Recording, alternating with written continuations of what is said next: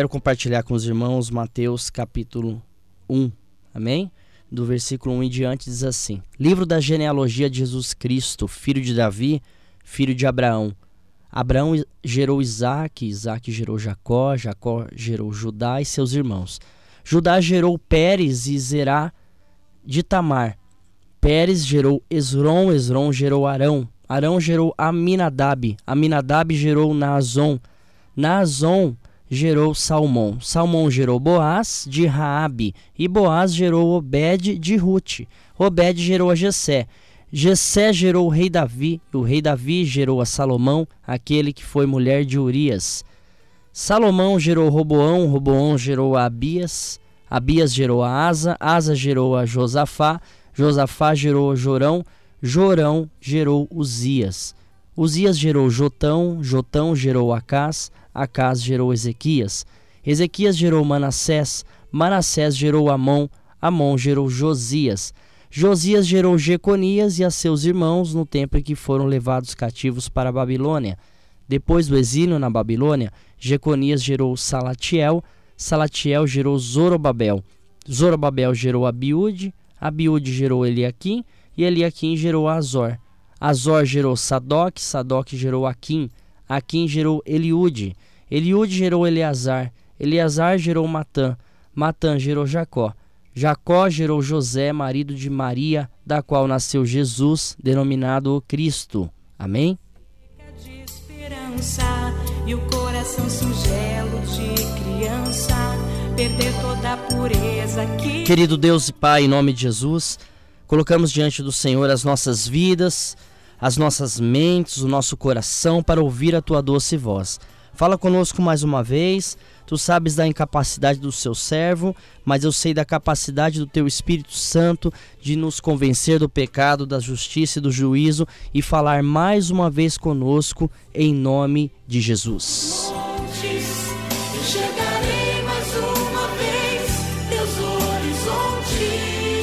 Queridos irmãos, por muitos anos, eu acredito que por toda a história da humanidade, tentam descobrir o porquê do comportamento humano. O porquê que algumas pessoas são bravas demais, outras são passivas demais. O porquê tem pessoas que tentam ser mais civilizadas e não são. Pessoas que estão carregadas de traumas, carregadas de angústias. Tentam se descobrir o porquê que o ser humano é como ele é. E existem algumas explicações a respeito disso, né? Do porquê, pelo menos segundo os estudiosos, aqueles que estudam o comportamento humano. Então, alguns, por exemplo, justificam que o ser humano é como ele é por causa da genética, né? A mãe dessa pessoa foi assim, o avô foi assim, o bisavô foi assim. Então, é uma família de pessoas iradas, nervosas. Então, a pessoa nasce, ela é nervosa também. Às vezes a pessoa tem uma tendência ao alcoolismo. Então a genética explica que se o seu pai, se o seu avô teve uma tendência ao alcoolismo, possivelmente terá grandes probabilidades de você também, se não tomar cuidado, enveredar para a vida do vício, do alcoolismo. E assim vai passando por tudo que é de mais difícil, de ruim.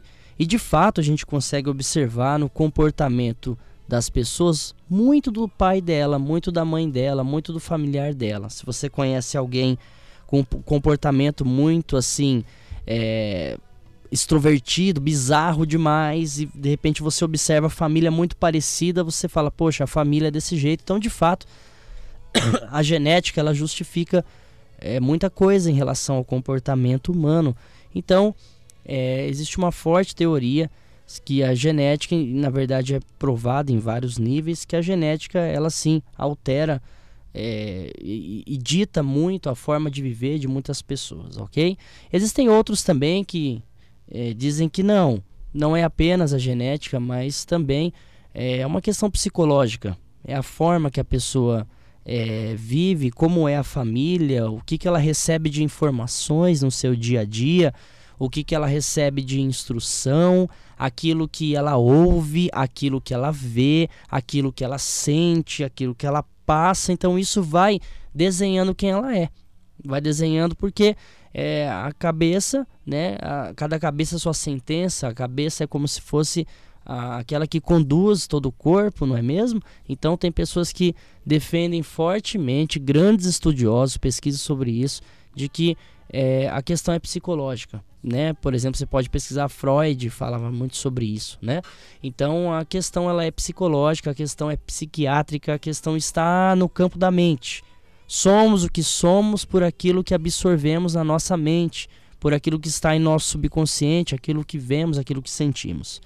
Existe outra teoria também, além da genética, além da teoria psicológica, também tem a questão da teoria social, ok? Teoria social, na qual defende que é o ambiente que você vive, a casa que você vive, a família que você vive, como é, aonde você está, como seria o ambiente que você vive, enfim, qual é o seu poder econômico, aquisitivo. Isso aí faz com que comportamentos sejam desenhados segundo essa teoria, dependendo do local onde você está, das pessoas com que você convive, o estilo de falar, o estilo de ser. Ou seja, o meio social, segundo essa teoria, é culpado de quem você é, da pessoa que você se transformou hoje.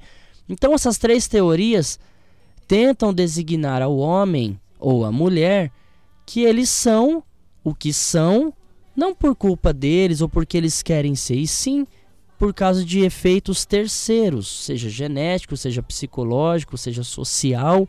A pessoa é o que é, não justamente por causa dela, não é justamente uma culpa dela, mas é porque o pai dela era assim. Não era uma culpa dela, não é uma culpa dele, é uma culpa dela, mas é porque ela nasceu desse jeito. As informações psicológicas, as cargas psicológicas, os traumas, desenharam a pessoa que ela é. A pessoa tem esse comportamento, é uma pessoa difícil, é uma pessoa, enfim, com coração duro, seja qual for aí os defeitos.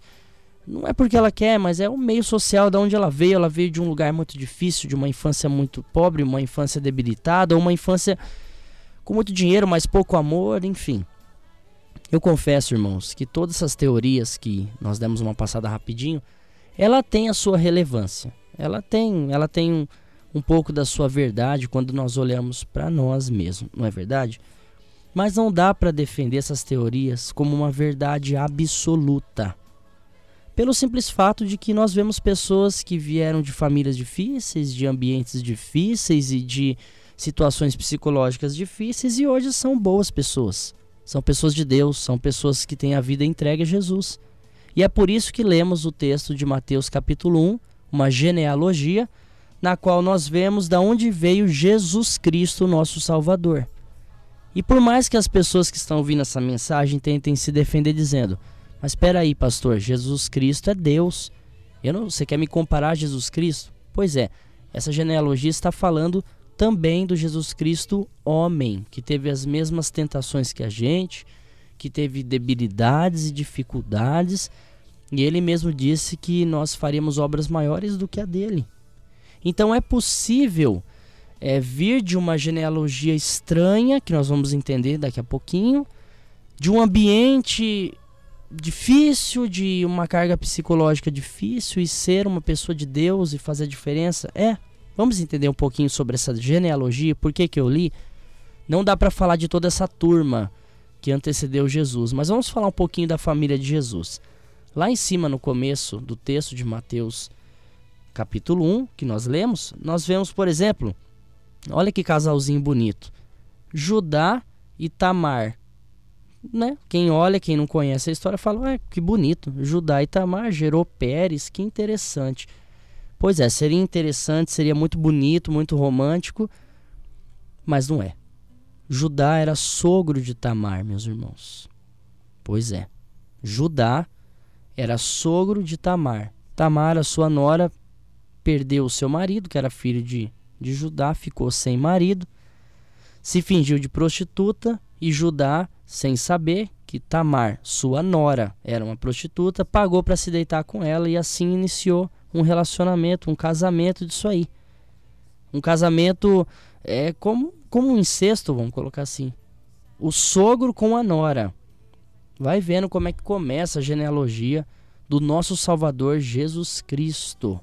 E vamos descendo um pouco mais, a gente vê, por exemplo, Ruth, que tem até um livro na Bíblia com o nome dela. Quem era Ruth? Era uma estrangeira. E a gente sabe muito bem, aqueles que estudam a palavra de Deus, como Deus abominava que o povo se misturasse com estrangeiros.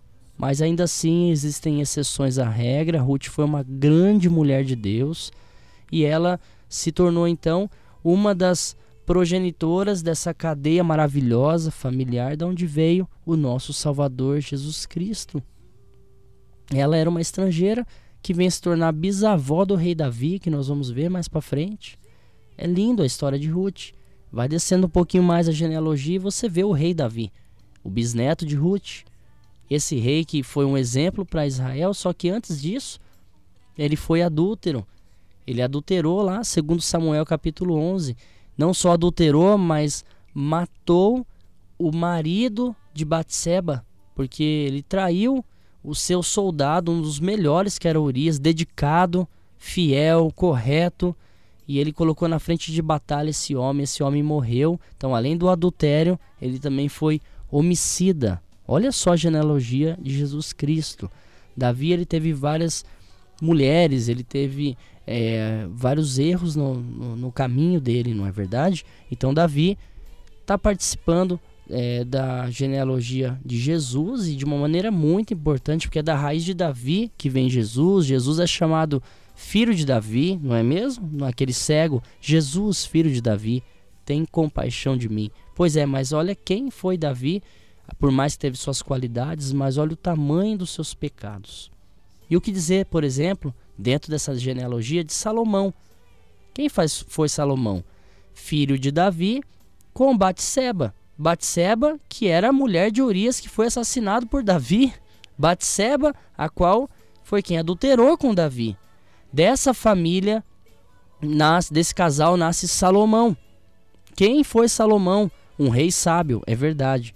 Um rei estratégico para a construção do templo do Senhor, é verdade. Mas ele também foi um dos reis mais idólatras e com certeza um dos mais devassos sexualmente da história de Israel. Esse homem teve 1000 mulheres, dentre elas muitas estrangeiras, na qual ele fez pactos que desagradaram ao Senhor, idolatrias a deuses estranhos. E foi um momento ali de muito desagrado a Deus, apesar de grandes construções de Salomão, do reino ser evoluído ali, o reino de Israel, de Judá, né, ser evoluído de uma maneira financeira maravilhosa, se estruturar, mas ainda assim tinha devassidão, tinha idolatria. E eu estou dizendo do tronco aí de Mateus 11, da onde vem o Salvador Jesus Cristo. O que dizer ali mais abaixo, filho de Salomão, o Roboão. Roboão foi um rei extremamente perverso. Tamanha foi a sua perversidade que a profecia se cumpre através da vida de Roboão, na qual o reino de Israel seria dividido. Então Israel passa a ser repartido não ao meio, mas das 12 tribos, 10 tribos vão para um lado, 2 tribos vão para o outro.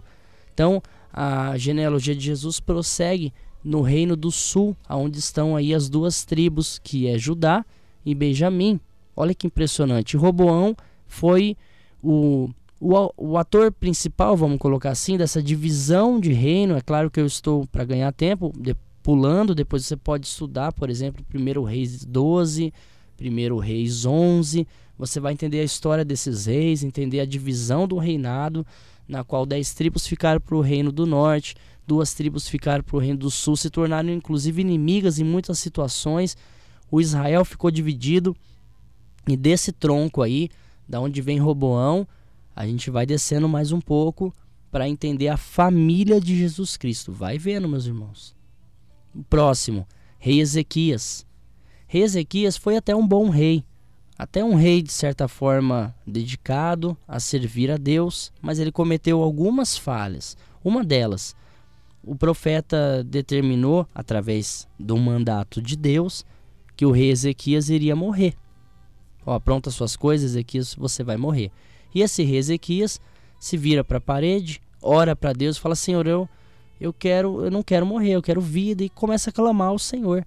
E Deus toca no profeta, o profeta volta, fala com o rei Ezequias dizendo: olha, Deus te ouviu, você vai ter mais 15 anos de vida, ok? Mas irmãos, eu dou uma paradinha aí. Nem sempre Deus nos ouvir quer dizer que necessariamente Ele quer. Tá? Fica para um próximo tema isso, o ouvir de Deus, né? A vontade de Deus, aquilo que Ele quer de fato e aquilo que Ele permite. Então Deus permite coisas que não necessariamente era o centro da sua vontade. O mundo está aí para mostrar.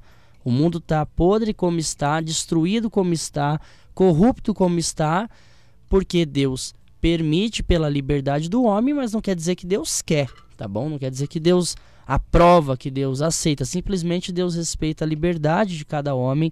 Ele não nos criou como máquinas, Ele nos criou como pessoas livres, pensantes, para tomarmos nossas decisões. Pois bem, Ezequias foi atendido, teve 15 anos de vida. Nesses 15 anos de vida a mais que ele teve um filho chamado Manassés. Sabe quem foi o rei Manassés? O pior rei de Israel. Disparado, o pior. Esse homem, ele matou seus filhos, sacrificando a deuses estranhos. Pensa na crueldade e no nível de idolatria e no nível de endemoniado que esse homem estava, a ponto de entregar os seus filhos a morrer, sacrificarem seus filhos, suas crianças, por causa de um Deus que não existe, um Deus estranho, que era o próprio diabo.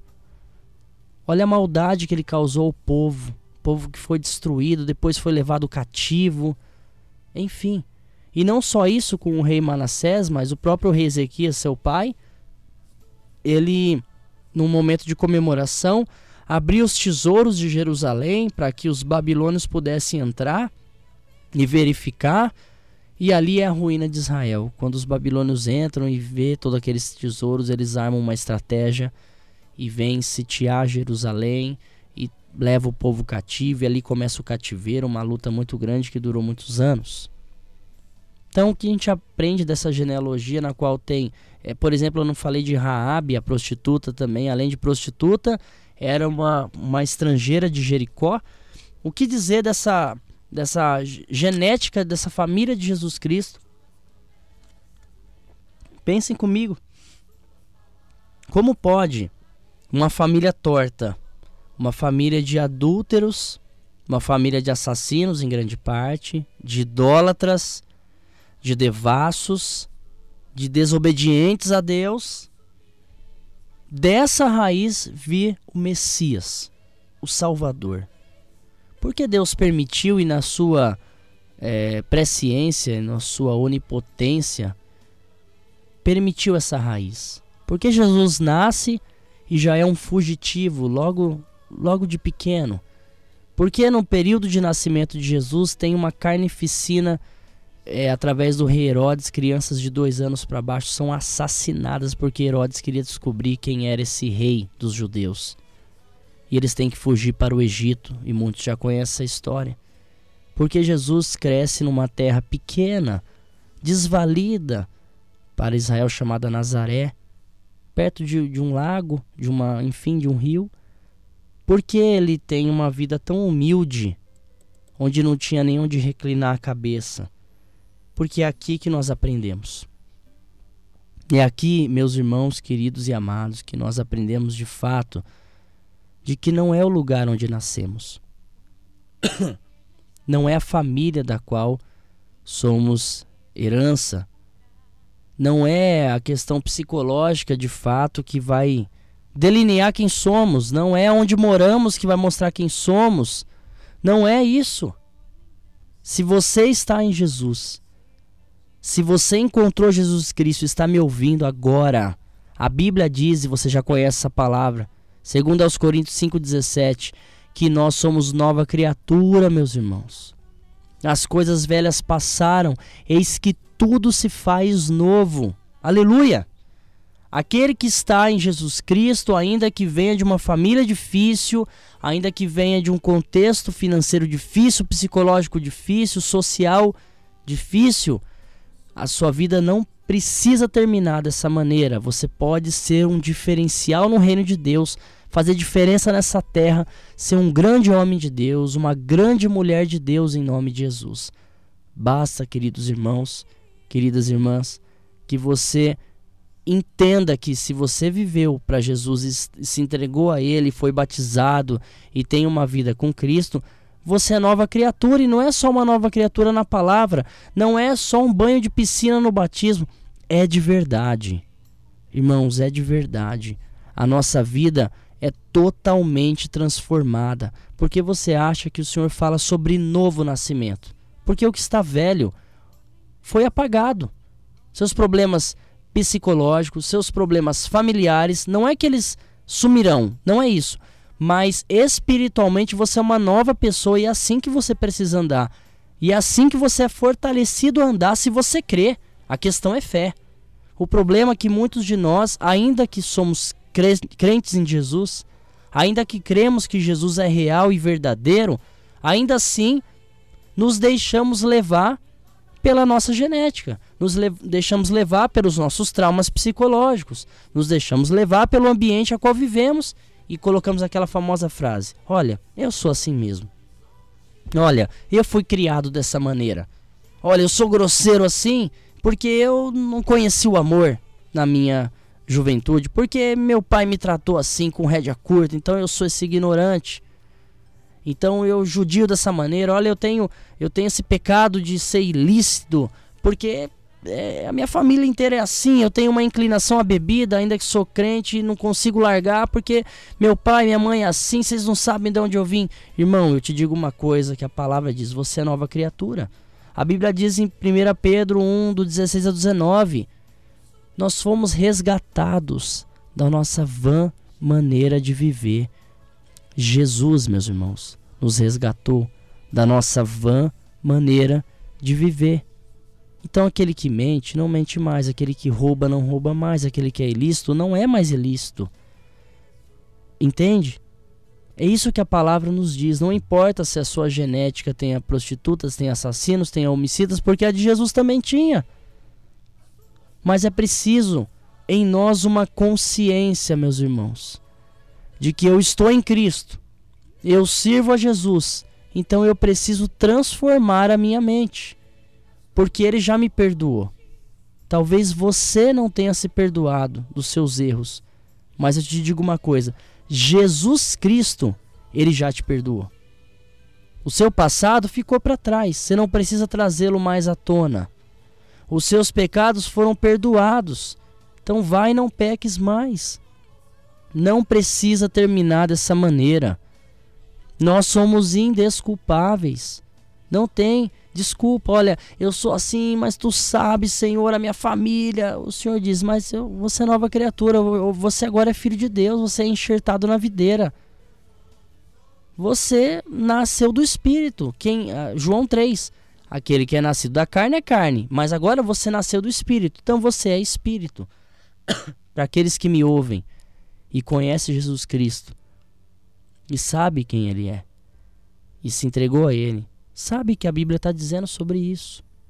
Então que tal tirarmos a parte litúrgica apenas da Bíblia, apenas a leitura, e trazer realidade, poder nessa palavra? Você é uma nova criatura, meu irmão e minha irmã. Não precisa mais ser dessa maneira. Você não precisa ser essa pessoa como você tem sido, ignorante, maldosa, ilícita, pecadora, nervosa demais, irada demais, viciada. Você pode recorrer ao novo nascimento em Jesus Cristo. Se você que me ouve não nasceu de novo ainda, nem sabe o que é isso, não recebeu Jesus, não procurou uma igreja que fale de Jesus Cristo, não conheceu o batismo, essa palavra também é para você. A sua vida não precisa terminar assim. Você não precisa viver como um homem traumatizado pelo seu passado, um homem cabeça baixa, condenado pelos erros que cometeu lá atrás. Há esperança para você, há restauração para você, há renovo para a tua vida. Dá para você zerar a tua vida, 0 km, dá para você nascer de novo, dá para você começar de novo. Procure urgente uma igreja, alguém que fale de Jesus, alguém que você conheça que é de Cristo, e fala: me fale mais sobre esse Jesus. e seja abençoado e tenha uma vida transformada. Eu termino dizendo aos irmãos que você pode fazer a diferença no meio que você vive. Você pode ser diferente dentro da sua família. Você pode ser o sal, você pode ser a luz, você pode ser o diferencial. Não precisa terminar dessa maneira. Não precisa, meu irmão. Não precisa, minha irmã. Você pode ser diferente. Você pode ter uma vida que agrade o Senhor. Você pode fazer a diferença. Como é gostoso no almoço de Natal, quando você está reunido, seja qual for, um almoço de família, que você está reunido com aquelas pessoas que você ama e com aquela família, mesmo que torta, mesmo que alguns te condenavam, mesmo que alguns achavam que você não era nada, não era ninguém, e no momento ali da oração, porque todo mundo tem essa consciência sobre Deus, nem que seja uma vez ao ano, a pessoa chamar você e falar: ore comigo, ore por nós. Você pode ser o diferencial na tua família, você pode ser o diferencial no seu serviço, ajudar quem precisa. Não precisa terminar dessa maneira, meus irmãos, porque em Jesus nós somos nova criatura, nós nascemos de novo e nada pode tirar a paz do nosso ser. Nada tira a paz de quem está com Jesus, nada tira a paz de quem está com Cristo. Meu novo ser, soltar ao vento a minha voz, que encontra o doce nome do Senhor. Magia alguma não poderia tirar a paz desse meu novo ser, soltar ao vento a minha voz, que encontra o doce nome do Senhor.